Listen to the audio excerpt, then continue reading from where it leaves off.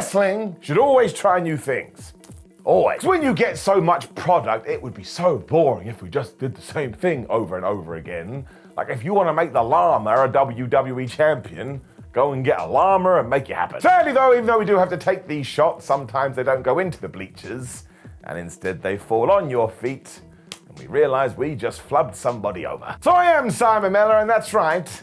Let's go through 10 kind of bad character tweaks, which then went and ruined everything. Number 10, Aleister Black. So Aleister, or Malachi Black, is such a good performer. He did make this work for a little while. The problem is it just went on, it just went on, it just went on, to the point it kind of felt like he was locked in a darkened room. Now this was in 2019 after Black had been called up from NXT, and yeah, he did sit in this room and he was like, man, I want to fight somebody, I want to beat somebody up. But he delivered it with so much fear, you're like, oh my gosh, he's going to kill someone. Now, it really did give you some faith that Vince McMahon's version of WWE was going to understand this character. I mean, they did add a coffin creak to his entrance, but you were never going to get away completely scot-free. But then, yeah, they never let Aleister Black out of this damn space. And it was just so confusing. Who is bringing him food? Before long, we were in an endless loop, or maybe it was a sore situation, which Black was desperately trying to get out of. But because it didn't click, because it wasn't allowed to click, Aleister Black was then released. Honestly, when you look back at it now, it was the definition of stupid. Number 9, Liv Morgan ignores you. The first Liv Morgan title run was not good. That's why I'm glad she got to rectify this in 2024, because if you go back to 2022, it wasn't her fault. It was just a classic WWE move, because while we did give Liv Morgan the belt, we never actually made her feel like a champion. When we got to that SummerSlam pay-per-view, where she did take on Ronda Rousey, and when she was doing the pin, she also tapped out, so even though she did get the victory, I was like, well, what was the point in that? Before long, fans started to turn on her, mostly because the booking was so ridiculous, especially because Morgan had to walk out there on Raw, say, I tapped out on purpose. It wasn't my instincts kicking in, it wasn't my pain barrier, I was just trying to cause a distraction. I was like, man, I'm out. Thankfully, Liv did get another opportunity, like I say, in 2024, where she did hit a home run, but she also had to go heel to do this, and I think a small sliver is because what happened 2 years beforehand. If you are going to give somebody a gold prize, make them feel like the most important person in the world. Number 8, the artist formerly known as Goldust. The Goldust character in 1995 was indeed meant to be controversial. They were like an androgynous being that was meant to kind of reflect a light onto you to showcase some of your prejudices. Actually, if it had gone the way that I thought it would have done, it would have been quite deep. As ever, the WWE couldn't help themselves though. Before long, we did have the artist formerly known as Goldust, and I tell you how far out of whack this was. One day, Dustin Reynolds proposed the idea that he got real breast implants. Now, thankfully, the company said no, but what kind of environment had we built? It just went way too over the line, it was too gimmicky, and the clothes were kind of weird, and there was a lot of sexual stuff that was like, man, I don't think this should be on television. And yeah, what was once a kind of interesting experiment just became shock TV. That never works. So really, we just pushed the boat out too much, to the point we had to try and scale back the thing. But that didn't work, so once you let the cat out of the bag, it's going to run away. And yeah, this is when Goldust/Dustin did leave the company for a little bit. But talk about letting it go absolutely nuts. 7, X-Pac is the leader. X-Pac, or Sean Waltman, is one of the most underrated wrestlers ever. Genuinely, pick any time, any era, and go and watch one of his matches. At the very least, it will be pretty damn good. Don't tell me he didn't help shape what today's modern professional wrestling is either, because he definitely did. And as we know, he was a pivotal part of D-Generation X, and he was a damn pivotal part of the NWO too. This all changed in 2001 because the NWO didn't exist in WWE and DX had been broken up, when someone said, hey, Just Incredible, and hey, Prince Albert, you are going to join X-Pac, and you're going to be known as X Factor. Now this would have been fine, but mere weeks after this, the invasion angle started. So all of a sudden, all other groups were marginalized.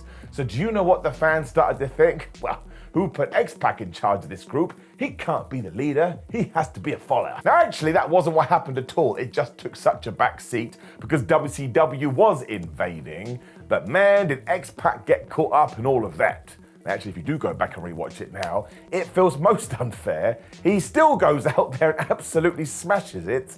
but he has absolutely no direction at all. Number 6, Rusev is a sex addict. I mean, we could just leave it there. Headline kind of tells the whole story. It really was Vince McMahon having no clue what to do with Rusev, especially after he had canned Rusev Day, because he thought the fans were patronizing Rusev. That's right, that's what Rusev was told. They don't really like you, man. They're mocking you. If anybody can make sense of that, give me a call. It meant by the end of 2019, wife Lana was cheating on Rusev with Bobby Lashley, with Rusev being like, oh, I'm a sex addict. Well, no, that's what Lana said about him, but Rusev had to stand there and just take it. And I was a bit like, who is this for? You also got a lot of Lashley and Lana getting down in hotels, and as Rusev, now Miro, has talked about a lot of podcasts, he was also pitched the idea of, why don't you have erectile dysfunction too? Now listen, the only reason I laugh is he was meant to be a baby face. Why the hell were we trying to burn him to the ground? So yeah, give me a break. This was totally stupid and basically ruined the Rusev character. Number 5, Big Show and Stephanie McMahon. So this story from 2013 always gets brought up because the Big Show was meant to be broke. So your hand went up and you're like, wait a minute, you've been a star for over a decade. Either you're not being paid well, what the flub did you do with your money? It, of course, meant he had to join the Authority in order to sort out his finances.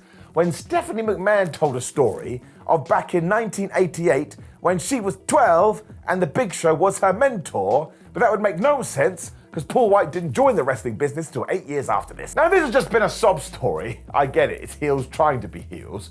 But the Big Show started to cry like all of it was true, and that's why he felt so indebted to the Authority, even though the evidence proved it was a sack of shit. It also really did feel like we'd taken what happened with her and Andre the Giant and just said, man, forget about him, and we'll take this big guy instead. Honestly, I wouldn't advise trying to watch it now. It is the definition of 2 + 2 = potato. It makes no sense. If nothing else, it made Show look silly, and silly was what we weren't going for. And you know the deal with the big one. He went heel to face and heel to face, and that's the real reason he struggled here. I actually think he's had more heel turns than anybody else in history. Number 4, Shawn Michaels does the same. Yep, it was 2008, and Shawn Michaels was like, damn it, I'm broke. Hey JBL, you got the cabinet. I'd love to join and get paid. Now WWE really led into this too, because they were like, oh man, it's the global recession, which meant that Shawn couldn't even feed his kids. I mean, this one was pretty hard to take. He was still employed by WWE. Why was nobody paying him? We also then blurred the lines because we said that Bradshaw had bought Michaels' contract, but actually it's quite clear that WWE still had his contract. And honestly, we dropped this so fast, and within weeks, Shawn Michaels was main eventing pay-per-views again. So you were like, what a waste of my time. It was even funnier too, because HBK one day just went, I don't need this anymore. And he just went and chased The Undertaker instead. I think if nothing else, people just didn't want to see this from Shawn Michaels, one of the greatest wrestlers ever. Just put him in the ring and allow him to cook. We don't need no stupid tales. I mean, never forget the overall arc of wrestling is to suspend your disbelief. And nobody believed this. Number 3, Braun Strowman gets bullied. Now let me make something very clear. Anybody can get bullied. Doesn't matter if you're 4'4", it doesn't matter if you're 7'2", it all depends if you're a sensitive soul, and if another member of the human race is the biggest piece of trash walking. It still needs to have an element of believability about it though, if you are going to do it in a storyline. And in 2021, Shane McMahon started saying to Braun Strowman, you're really stupid and you should wear a dunce hat. And Braun sold this like he was a mess of a human. I'm sorry, man, it did not work. It was also the fact that Strowman had to cut these promos saying, I was bullied in school. And I'm sorry, it's just not true. It's no offense on him. He had nothing to pull from, but there is no way that man had ever experienced bullying. Could hear it in his voice. If nothing else in the world of kayfabe, a few years before this, he'd been flipping cars and trying to kill Roman Reigns. What the flub was happening there? Now their cage match at WrestleMania actually turned out to be really fun, but we didn't need to do this entire bullying angle. And look, I should retract what I just said. Maybe Braun Strowman has been bullied in his life, but whoever gave him these scripted lines, well, they did not work. Number 2, Roman Reigns is a cool dude. Because John Cena was a cool dude. If you are the top babyface, replacing the top babyface, you must suck all their powers away like you are Kirby. Because it was the exact same thing that Vince McMahon tried to do with Lex Luger and Diesel because he wanted to replace Hulk Hogan, and man did that wreck Kevin Nash. Kevin Nash was quite literally Big Daddy cool, and we sacked all that away from him. So poor Roman Reigns was basically told you have to be John Cena now, and you gotta be super laid back and not care about anything. Now if you compare that to the tribal chief who is like this wounded warrior who is super duper sensitive, well there's no wonder it didn't work. Roman Reigns should have been a completely different character. We didn't care about that though, which is why we had suffering succotash and people booing Roman. I think because they could see through this. I see fans aren't stupid. It wasn't transparent at all. I mean, eventually John Cena was actually the guy who verbally ruined Reigns when he did go away from 2020, and he hit the Great Reset. And again, look what he came up with. The head of the table persona is pretty damn good. Oh, thank goodness he did get this chance. Because can you imagine the WWE landscape without it? Nor me. Number one, Shane McMahon is tough. Now, of course, all pro wrestlers want to be the tough guy. But here's the issue. If every single pro wrestler is a tough guy, there are no tough guys. It's the law of averages. You just need different flavors, which is why when Shane McMahon did return to WWE, and his father Vince said, "Ha ha, you will be taking on The Undertaker," Shayna really needed to sell this because it was the dead man. It's just like, all right, Pops, I'll beat that guy, I rule. Now, the part that didn't make sense is the former world champions had cowered in fear from the Phenom. But McMahon was all like, nah, I'm gonna throw fisticuffs. So once again, the fans saw this and thought, wait a minute, that doesn't add up, don't do that. And of course, that has an add-on effect. It did mean that eventually people got on Shane McMahon's back. I wanna make it very clear, that character has been super duper effective over the years and could be super duper effective again. But it's like anything, you gotta pitch it right. I also wanna point out that Hell in a Cell did not need to go 45 years. I mean, some old cowboys say that it's still going. Who am I to call them liars? Now, of course, you can have some ideas about this, so please do drop me a comment below, like the video, share the video, and subscribe, and click the video on the screen, and I will keep talking to you. More importantly than that, though, my friends, thank you for tuning in. Thank you for giving me your time. Have a terrific day, and I'll see you soon.